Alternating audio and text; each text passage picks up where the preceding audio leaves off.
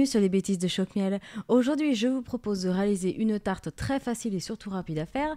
Elle est au jambon, aux noix, aux chaours et aux pommes de terre. Vous allez voir toutes les étapes en vidéo.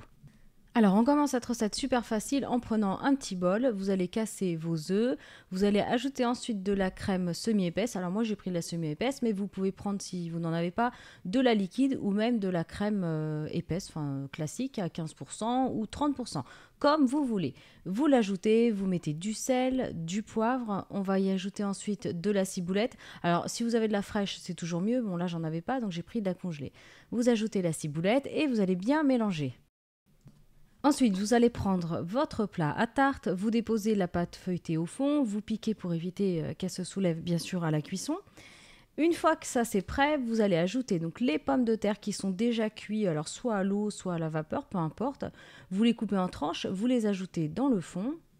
Vous ajoutez ensuite les tranches de jambon que vous aurez coupées en petits morceaux, donc vous les répartissez bien partout. On continue avec les noix, donc là il y avait à peu près 100 grammes, vous pouvez en mettre un peu plus si vous le souhaitez.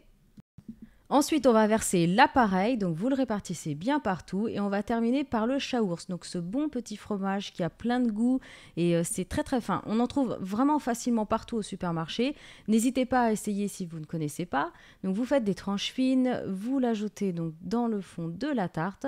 Ensuite, si vous avez un surplus de pâte, soit vous le découpez, soit vous le repliez un petit peu comme je fais, vous le repliez sur les bords. Vous placez donc votre tarte au four à mi-hauteur à 180 degrés pendant à peu près 35 minutes. Donc ça dépend toujours du type de four. Il faut que la pâte feuilletée en fait soit dorée et que le chaours donc soit fondu et gratiné. Voilà, donc recette terminée. Vous voyez que le chaours a fondu, gratiné, c'est vraiment super bon, c'est très fin. À servir avec une bonne salade verte si vous aimez ça.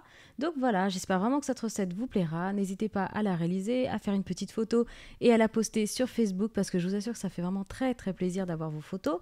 N'hésitez pas aussi à me suivre sur Twitter en cherchant Choc-Miel Cooking. N'hésitez pas à liker, commenter.